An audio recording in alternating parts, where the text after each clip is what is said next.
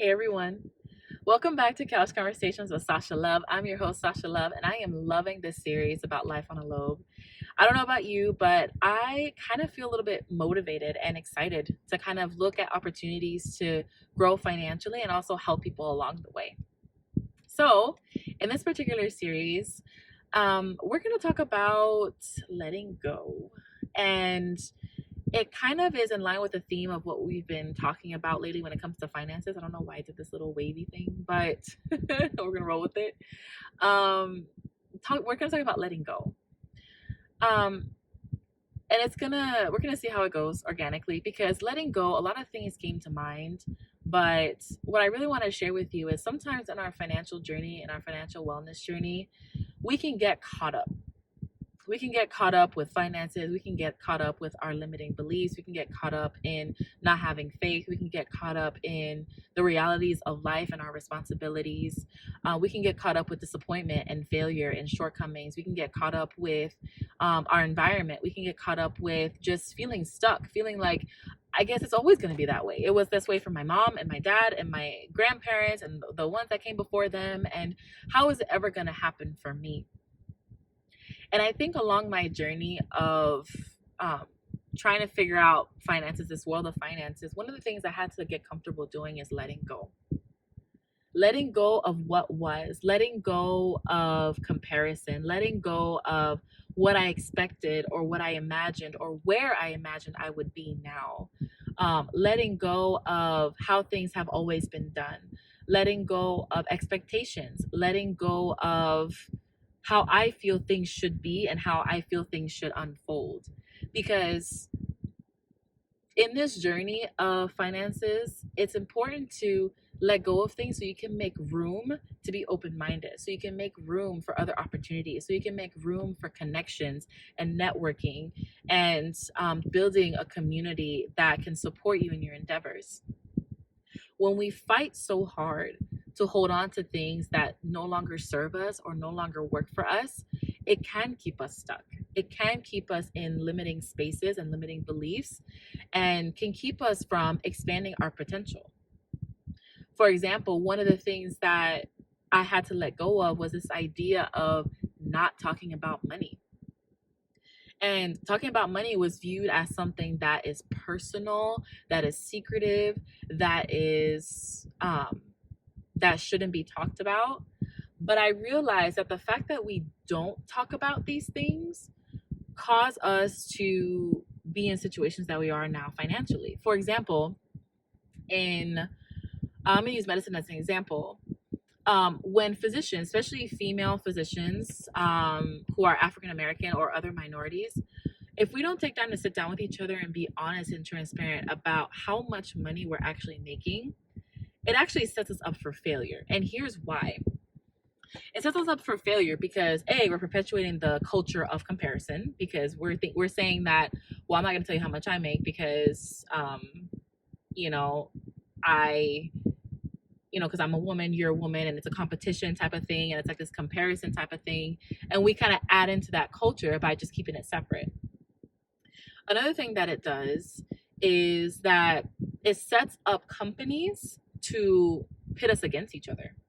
So, for example, if one doctor is being offered $200,000 a year, if I don't say anything about it, and they come to you and say, well, we're offering $150,000 a year, and you take it, you're not going to know that you're being lowballed, or you're not going to know that you actually have the ability to ask for more.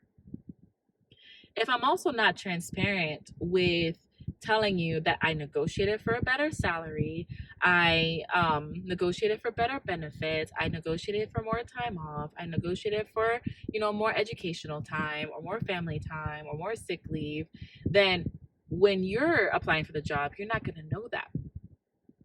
And the one thing, there's something about medicine. I'm going to give you a quick plug for those who may not be tied into medicine, but I feel like this can apply to other careers as well. And when you're in medicine and residency training, so you go to college and then you go to medical school and then you do something called residency. And that's a training for anywhere between 3 to 7 years or more. And then once you're done with that, you graduate from residency and you may do an optional fellowship, which is a training, like a specialization. So you get even more specialized in a specific field within your specialty. Through all that training, even up to fellowship, you're making at or below minimum wage. And that's just the harsh reality of it. So a lot of people, when they see doctors, especially doctors in training, they assume that you guys are making a lot of money, you guys have a lot of money, but they're between the hours and the money per hour that they make, it comes up to minimum wage or sometimes less than. So there's not a lot of money to work with. So sometimes when we get offered that first job that's going to give you the first time in your life ever seeing more than 5 figures in your paycheck in a year, you jump on it. You know, you're going crazy for it. You're just like, oh my gosh, yes. But remember that it's important to be mindful of knowing your worth and value and understanding like what your skills and what you're offering is worth. I don't know if that makes sense. But essentially, this ties back to my point. So when we go into a job and we make 6 figures, we just take whatever we can get because we have A, never seen that much money before, and B, it finally gives us an out to recover from debt, to recover from our loans, and to kind of finally get to a financial space that's much more stable. Okay. But the danger in just jumping on any and every opportunity is that sometimes we set us up for contracts that don't benefit us, or we're in environments that we can't thrive in or we don't thrive in. And our skill sets and what we have to offer are not being either appropriately compensated or appropriately valued and used in specific spaces. So now let me go back to the salary, talking about salaries. So if me, let's say as a female physician, I get a job and I'm getting paid $200,000 and I negotiated it and I got a deal that worked best for me, and you come in and you're getting paid 150 or less thousand per year, by me not disclosing to you my process, how much I make and how I negotiated, it sets you up for failure. It sets you up for failure because now you're just accepting whatever comes, not realizing that you could have asked for more or you could have negotiated for something that was better for you. This example applies in all areas, and we may not necessarily be working with that much money, but it still applies. Like when you apply to a job and everyone keeps their salary on the hush hush, how do you know how much to ask for? How do you know what offer is acceptable for you to take? How do you know if you're being lowballed? Or how do you know if you're actually being given a respectable offer for your skill set and for what you bring to the table?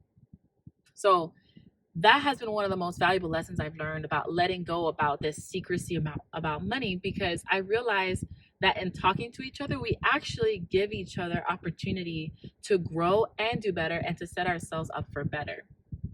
And that applies not just to salaries and job opportunities, but investment opportunities. Like, hey, if I learn something about investing, I mean, my family can attest to this. I'm like sharing it, like, listen, I learned this. I think it would be great. Check it out. It could be an opportunity for us to increase, our investments, our long-term future financial goals, and kind of go from there. Sharing the knowledge that you have, sharing the experience that you have is so valuable. And I feel like keeping it a secret was something that I really needed to let go of, because it was hurting me, but also I felt it was hurting others.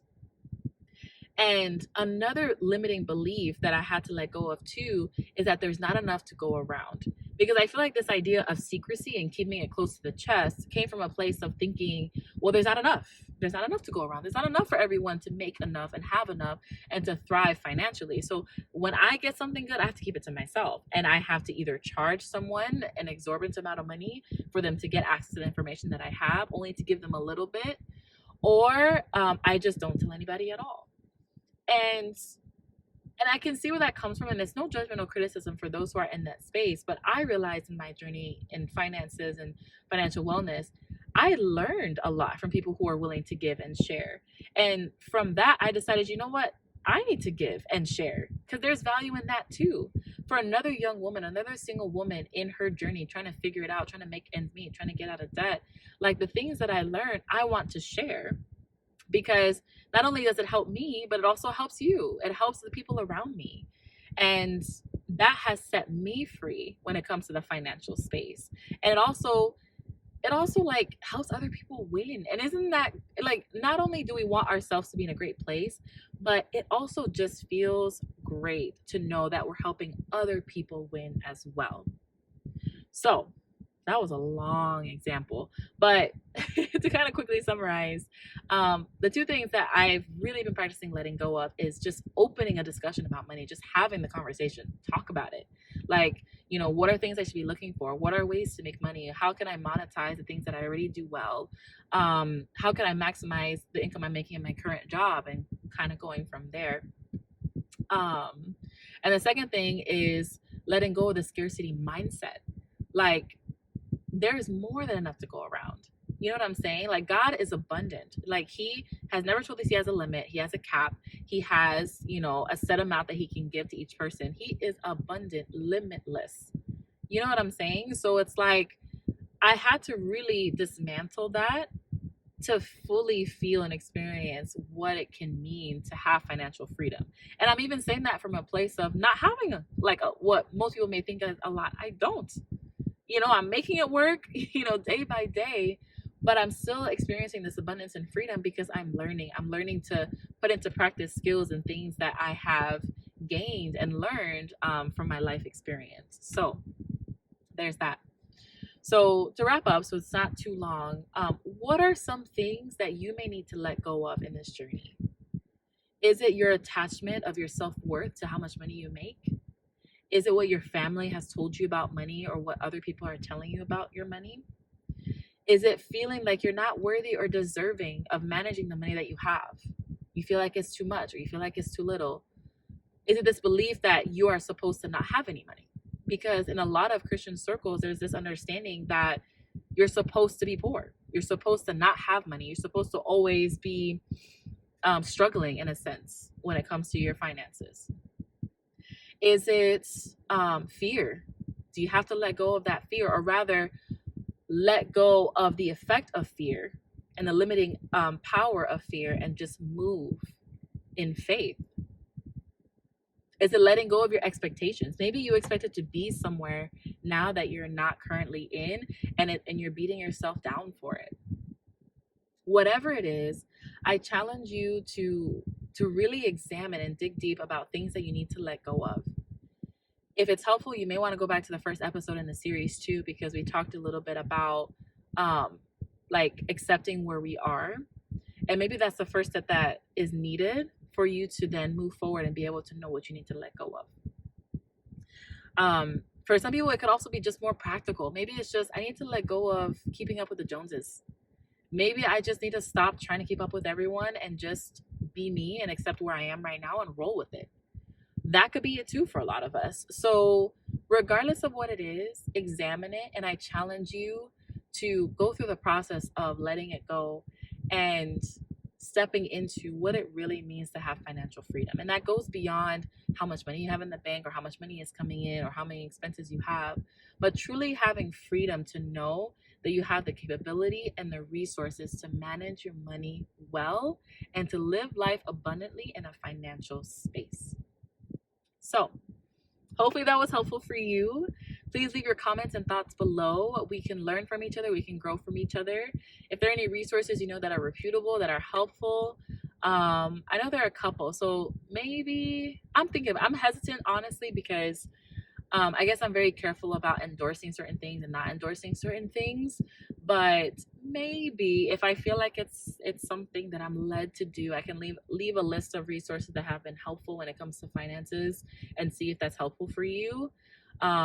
But more than that, I want to encourage you to be a learner. I want to encourage you to be someone who goes out there and learn and grow in that space on your own too. Because it's one thing to be given stuff, but it's also another to learn how to do it for yourself. Like, in other words, like you teach a man to fish, they eat for a lifetime. But if you give them a fish, they eat for that day. You see what I'm saying? And they probably potentially starve for the rest of their lives. I know, a little bit extreme. But the point is, I want to teach you all to be fishers rather than people who simply catch fish. It's pretty good. Anyways, until next time, love you guys. And talk to you guys again very soon. Take care. Bye. Pop your melanin, girlfriend. Pop your melanin. Pop your melanin.